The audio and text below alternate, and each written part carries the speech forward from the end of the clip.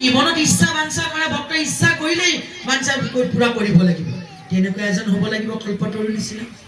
আৰু কেনেকুৱা কৈছে যে বাহিৰে ভিতৰে গুৰু তেখেতে ভিতৰতো হ'ব লাগিব বাহিৰতো হ'ব লাগিব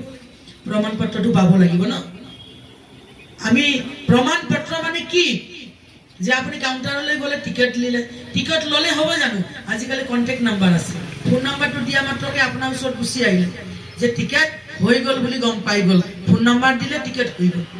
এতিয়া মই টিকেট ফোন নাম্বাৰ দিলোঁ মেছেজত আহি গ'ল যে টিকেট হৈ গ'ল কনফাৰ্ম হৈ গ'ল তো প্ৰমাণ পত্ৰ আছে নাই প্ৰমাণ পত্ৰ মোবাইলত আহি গ'ল টিকেট দি দিলে আৰু তাত দিন তাৰিখ লিখা আছে আজিও আমাৰ গুৰু মহাৰাজজি কি দিলে নামৰূপী টিকেট দিলে আৰু সেই নামৰূপী টিকেট আমাৰ যে মায়া মোহन नदी जल जीव बहे सारे नाम जहाज बिठाकर गुरु पल में तारे गुरु महाराज पलकते उद्धार কৰিবলৈ পৰা और हे गुरु महाराज जी हमारे कैसे जीवन में अपना कर्म को संभालो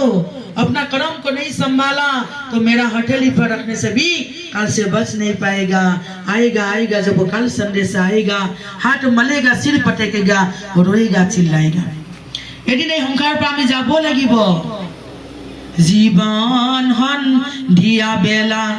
নাম লবা ৰৈ ৰৈ ৰৈ প্ৰাণ বায়ুৰি যাব দূৰ দেশলৈ নহয় মানৱী দেহা চিৰদিনলৈ দেহা নহয় চিৰদিন দেহা কালৰ অধীন উৰি যাব প্ৰাণ বায়ু দূৰ দেশলৈ নহয় মানৱী দেহা চিৰদিনলৈ ৰাতিপুৱা যেতিয়া সূৰ্য উদয় হয় ৰাতিৰ গভীৰ অন্ধকাৰ দূৰ হৈ যায় ৰাতিৰ অন্ধকাৰ আৱৰি পেলাইছে সূৰ্য নাৰায়ণ অস্ত যোৱা মানে ৰাতিৰ অন্ধকাৰে আৱৰি পেলালে ঠিক তেনেদৰে আমাৰ জীৱনৰ সন্ধিয়া বেলা যেতিয়ালৈকে জীৱনৰ অন্তিম সময়ত নামক আমি নলওঁ তেতিয়া আমাৰ কি হ'ব যে আমাৰ জন্ম হোৱা মানে ৰাতিপুৱা হৈ গ'ল আৰু মৃত্যুৰ সময় আহি গ'ল সন্ধিয়া সময়ত আহি গ'ল যে জীৱনৰ সন্ধিয়া বেলা নাম লবা ৰৈ ৰৈ প্ৰাণ বায়ু উৰি যাব দূৰ দেশলৈ নহয় মানৱী দেহা চিৰদিনলৈ এই মানুহৰ দেহাটো চিৰদিনৰ কাৰণে দুদিনৰ কাৰণে দুদিনীয়া সংসাৰত নাথাকো সদায় বংশ পৰিয়ালে দিবহি বিদায় বাড়ির পাশে পালে সাঙিতে ভরাই বগা কাপুররে আরতে লুকাই ও দুদিনিয়া প্রাণ পক্ষী উড়া মারি যায় এই দুদিনিয়া সংসাৰত আমি জীয়াই নাথাকো এদিন জন্ম হৈছে এদিন মৃত্যু আৰু মাজৰ সময়কণে হৈছে জীৱন জীৱনত ভাল বেয়া সুখ দুখ আপদ বিপদ বহুতখিনি আহিব তাৰ মাজতে আমাক জীয়াই থকাৰ প্ৰক্ৰিয়া কোনে শিকায় সময়ৰ সৎগুৰুৱে আৰু সময়ৰ সৎগুৰু আহি আমাক কি কৰে আত্মা জ্ঞানক দিয়ে আমাৰ এই জীৱনটো যে পাইছো এই জীৱনটো দুদিনীয়া আৰু কিহে বনালে কিহেৰে এই জীৱনটো নহয় দেহা হুনে গঢ়া নহয় দেহা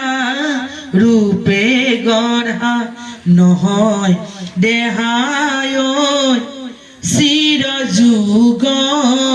মিয়া এই দেহাটো এই জীৱনটো সোণেৰেও গঢ়া নাই ৰূপেৰেও গঢ়া নাই আৰু চিৰ যুগমীয়া নহয় এই দুদিনৰ জীৱন আমি পাইছো এদিন জন্ম আৰু মৃত্যু মাজৰ সময়কণ হৈছে জীৱন আৰু জীৱনত বহুত কষ্টৰে বহুত সুখেৰে বহুত আনন্দৰে নিজৰ জীৱন আমি অতিবাহিত কৰি আছো কিন্তু ৰাতিপুৱা শুই উঠাৰ লগে লগে যেনেকৈ আমি ৰাতিপুৱা বুলি কওঁ ঠিক তেনেধৰণে আমাৰ ল'ৰা কালত কি হ'ল খেলা ধূলা কৰিলে ধূলিয়ে বালিয়ে গ'ল বাল্যকাল গমকে নাপালো গ'ল যৌৱন কাল এনে সুন্দৰ দেহা জমেলৈ যায় মানৱী জনমটি নাপাবা দুনাই ধূলিয়ে বালিয়ে বাল্যকাল গুচি গ'ল গমকে নেপালো যৌৱন কালো গুচি গ'ল আৰু বৃদ্ধকাল আহিলে সংগে লৈ ব্যাধি যাবৰে বেলিকাব এদিন এই সংসাৰৰ পৰা যাব লাগিব পুৰা হলা আহি মনাই দাপোন খনি চোৱা ৰাম নামৰ মালা ধাৰি গলে বান্ধি লোৱা ৰাম নাম নাই কোৱা ৰাম নামৰ মালা ধাৰি মানে কি ৰাম মানে কি ৰাম মানে গুণবাচক নাম আৰু এই গুণবাচক নাম আমাৰ ভিতৰত ৰমণ কৰি আছে গতিকে ৰাম বুলি কয় কৃষ্ণ এই কাৰণে কলে গুণবাচক নাম যে আমাৰ আকৰ্ষণ কৰা শক্তি আছে কাৰণে ইজনে সিজনে দেখি ইজনে সিজনে ওচৰা ওচৰকে বহি লৈছো আকৰ্ষণ কৰা শক্তিটো হৈছে কৃষ্ণ হৰি যিজনে জ্ঞানৰ পোহৰ দি অজ্ঞান ৰূপী অন্ধকাৰ হৰণ কৰে এই গতিকে নৰৰূপ হৰি বুলি কৈছে আৰু সেই হৰি কেনেকুৱা প্ৰথমে প্ৰণামো ব্ৰহ্ম ৰূপী সনাতন সৰ্বয়ৱতাৰৰ কাৰণ নাৰায়ণ যে প্ৰথমে প্ৰণাম কৰিবলৈ কৈছে ব্ৰহ্মৰূপী সনাতন বাস্তৱিক সনাতন শক্তি কি এই আত্মাটো হৈছে সনাতন শক্তি আৰু এই সনাতন অজৰ অমৰ অবিনাশী এই আত্মাটোৰ মৃত্যু নাই আৰু এই আত্মাটোৰ জন্ম নাই